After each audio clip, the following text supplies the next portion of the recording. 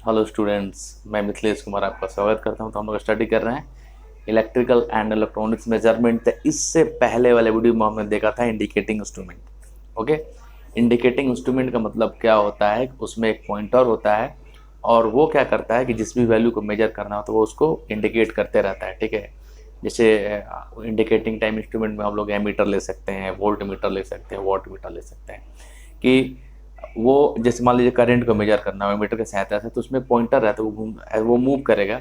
और मान लो कि जैसे वो चला गया 10 एम्पियर पे, तो अब तो अपने को पता चल जाएगा करंट की वैल्यू कितनी है।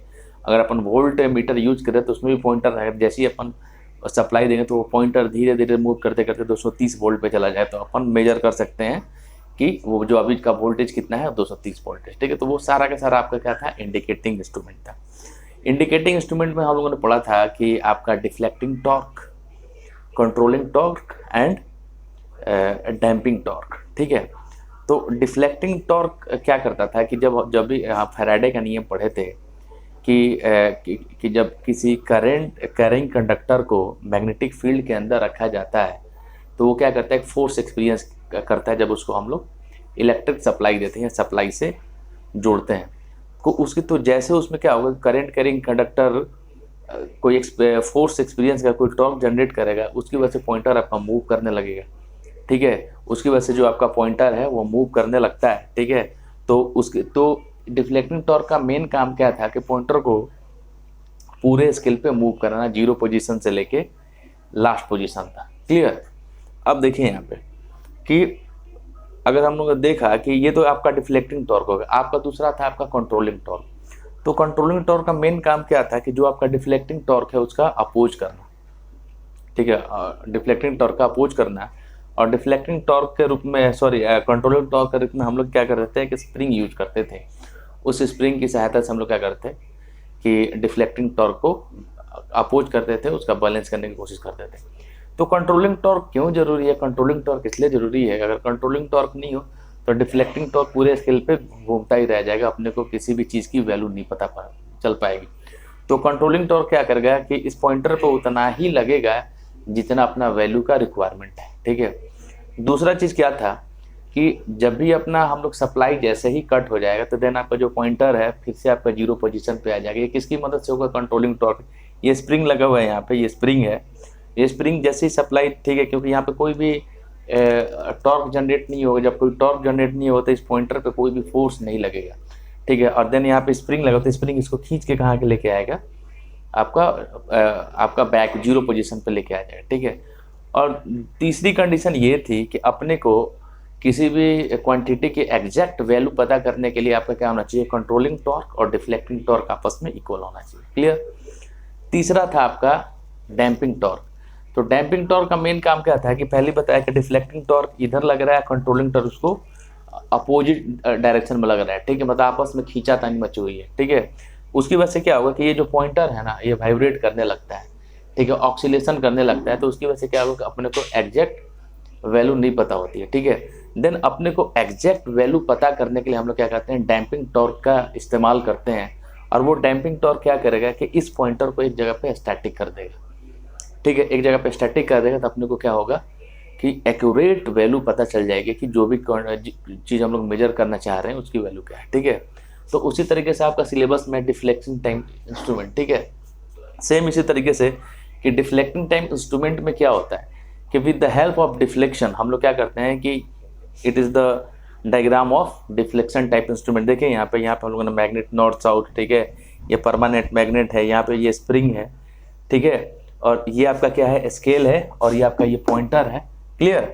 अब ये देखें यहाँ पे सिंपल दिखा दिया कि आपका जो पॉइंटर है पहले जीरो पोजीशन में था, फिर धीरे धीरे आपका मूव कर रहा है थीटा डिग्री एंगल से। ठीक है, ये आपका कंट्रोलिंग टॉर्क है, ये आपका डिफ्लेक्टिंग टॉर्क है, ये आपका कंट्रोलिंग टॉर्क है। क्लियर? तो सिंपल सा नाम डिफ्लेक्शन टाइप इंस्ट्रूमेंट में हम लोग क्या करते हैं कि जैसे ही इस पर कोई फोर्स लगेगा इस पॉइंटर पे, ये क्या करेगा कि अपने पोजीशन से क्या होगा? मूव करना चालू, इस स्केल पे क्या करेगा? ये पॉइंटर मूव करना चालू करेगा। ठीक है, देन हम लोग क्या करते हैं कि उसके जैसे जैसे ये मूव करेगा, ठीक है, कोई फोर्स इस पे लगेगा तभी ये पॉइंटर क्या करेगा? ये मूव करेगा। ठीक है, और देन इसकी सहायता से हम लोग क्या करते हैं कि जिस भी जैसे करंट को मेजर करना हो, ठीक है, तो देन हम लोग करेंट को फाइंड आउट कर सकते हैं। क्लियर है? तो इसलिए हम लोग डिफ्लेक्टिंग, और हमेशा ध्यान रखना कि डिफ्लेक्टिंग टाइप इंस्ट्रूमेंट से हम लोग हमेशा जो है डायनेमिक क्वांटिटी को मेजर करते हैं, ना कि स्टैटिक। डायनेमिक का मतलब जो चेंज होते रहता है, और स्टैटिक का मतलब जो चेंज नहीं होता है, स्थिर रहता है। ठीक है? तो अगर क्वेश्चन आता है कि आपका डिफ्लेक्टिंग टाइप इंस्ट्रूमेंट से किस तरीके का क्वांटिटी हम लोग मेजर करते हैं, तो डायनेमिक, ठीक है, जो हमेशा वेरी होते रहता है। ऐसा नहीं है कि एक आप बिल्कुल कांस्टेंट वैल्यू को हम लोग इससे बिल्कुल डायनेमिक वैल्यू को हम लोग क्या करते हैं, मेजर करते हैं। ठीक है? तो डिफ्लेक्टिंग टाइप इंस्ट्रूमेंट में क्या होता है कि जिस भी क्वांटिटी को मेजर करना होता है, ठीक है, जिस भी क्वांटिटी को मेजर करना होता है वो क्या करेगा, एक मैकेनिकल फोर्स डेवलप करेगा। ठीक है? एक फिजिकल इफेक्ट डेवलप करेगा, जिसकी वजह से क्या होगा कि जो आपका पॉइंटर है ना, ठीक है, ये थीटा डिग्री एंगल से क्या हो जाता है, डिस्प्लेस होने लगेगा, मतलब उससे मूव करना चालू हो जाएगा। क्लियर? देन हम लोग क्या करते हैं कि यहाँ पे ये पॉइंटर तो अपना मूव करने लगेगा, इसके जस्ट अपोजिट में एक आपका कंट्रोलिंग टॉर्क लगता है जो इसको क्या करेगा, अपोज करेगा, इसका अपोज करेगा, जो कि डायरेक्टली हम लोग देख सकते हैं। और इस कंट्रोलिंग टॉर्क के रूप में हम लोग यहाँ पे स्प्रिंग यूज कर रहे हैं। ठीक है?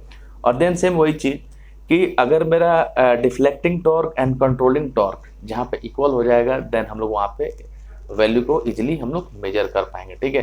तो सेम वही चीज़ जो पिछली क्लास में हम लोगों ने पढ़ा था, वही सेम चीज़ है। ठीक है? कि डिफ्लेक्टिंग टॉर्क की सहायता से कोई भी अननोन क्वांटिटी को हम लोग मेजर कर सकते हैं, डायनेमिक वैल्यू को हम लोग मेजर कर सकते हैं। क्लियर है? देखिए यहाँ पे, in deflection type instrument the measurand का मतलब क्या होता है, जिसको मेजर करना होता है, क्वांटिटी अंडर मेजरमेंट। मेजरेंट का मतलब कि वो क्वांटिटी जिसको हम लोग मेजर करते हैं, quantity under measurement. In deflection type instrument the measurand produces some physical effect. ठीक है?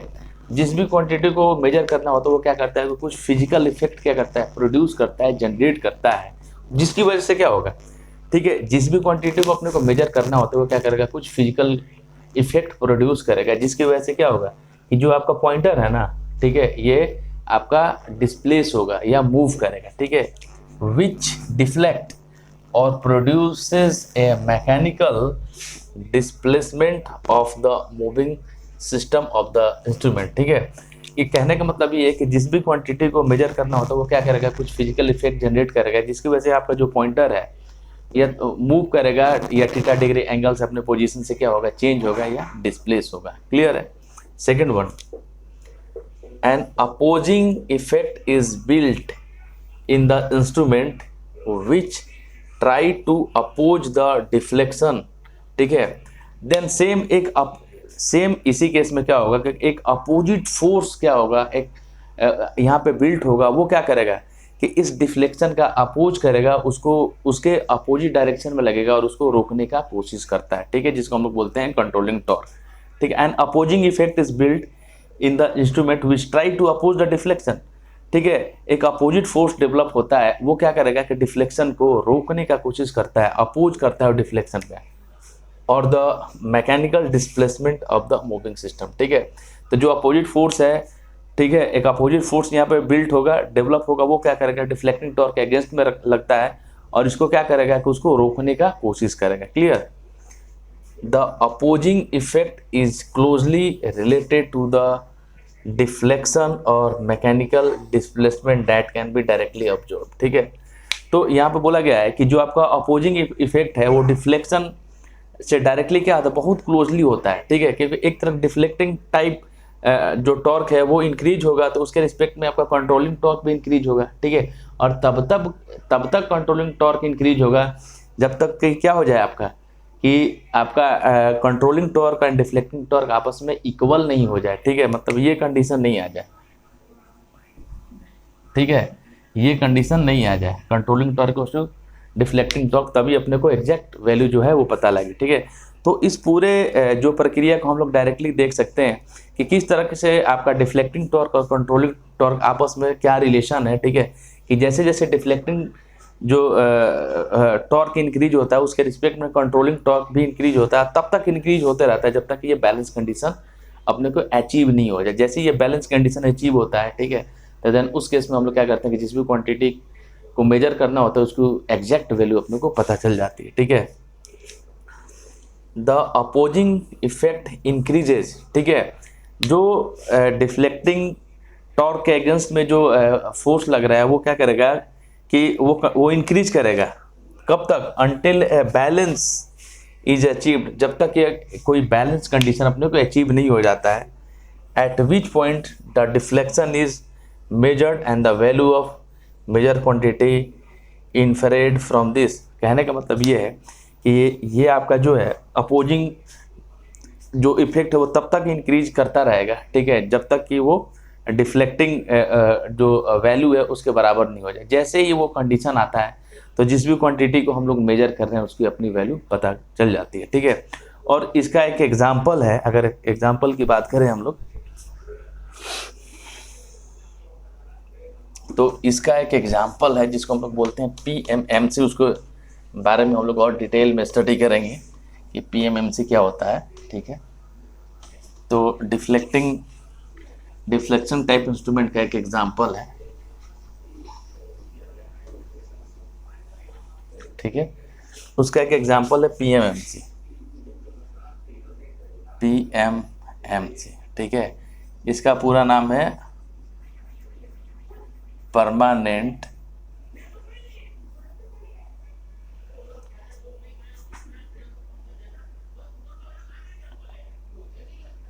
मूविंग कॉइल इंस्ट्रूमेंट,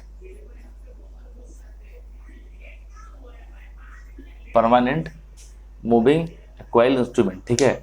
इसमें देखिए, इसमें क्या होता है कि जो आपका डिफ्लेक्टिंग टॉर्क है वो डायरेक्टली प्रोपोर्शनल किसको होता है? ठीक है, करंट के इक्वल होता है। और इसमें देखिए कि ये जो पॉइंटर है वो आपका थीटा डिग्री एंगल से क्या हो रहा है? डिस्प्लेस हो रहा है, ठीक है। तो इसमें जो कंट्रोलिंग टॉर्क है वो डायरेक्टली प्रोपोर्शनल होता है थीटा के। और अपने को जब किसी चीज़ को मेजर करना हो तो अपने को ये कंडीशन चाहिए, ठीक है, अपने को ये कंडीशन चाहिए deflecting torque equals to controlling torque. तो देन हम यहाँ से देखें, यहाँ पे एक इक्वेशन ऑब्जर्व होता है, इसको और डिटेल में हम लोग पढ़ेंगे, ठीक है, कि थीटा प्रोपोर्शनल टू आई, ठीक है। आगे जब हम लोग PMMC के पढ़ेंगे तो वहाँ पे हम लोग इसको और डिटेल में पढ़ेंगे। तो कहने का मतलब ये है कि डिफ्लेक्शन टाइप इंस्ट्रूमेंट एक ऐसा इंस्ट्रूमेंट है जिसमें पॉइंटर की सहायता से हम लोग क्या करते हैं कि किसी भी क्वांटिटी को मेजर करना हो तो उसकी हम लोग अननोन वैल्यू को फाइंड आउट कर सकते हैं। इसमें दो स्पेशली चीज़ यूज होता है, एक डिफ्लेक्टिंग टाइप टॉर्क है और दूसरा कंट्रोलिंग टाइप टॉर्क। इन दोनों की मदद से हम लोग क्या करते हैं, एक बैलेंस कंडीशन क्रिएट करते हैं और हम लोग क्या करते हैं कि जो भी क्वांटिटी को मेजर करना है उसकी वैल्यू को फाइंड आउट कर लेते हैं, ठीक है। तो बिल्कुल ये छोटा सा वीडियो था। अब नेक्स्ट वीडियो में हम लोग मिलते हैं नए टॉपिक के साथ। तब तक के लिए थैंक यू।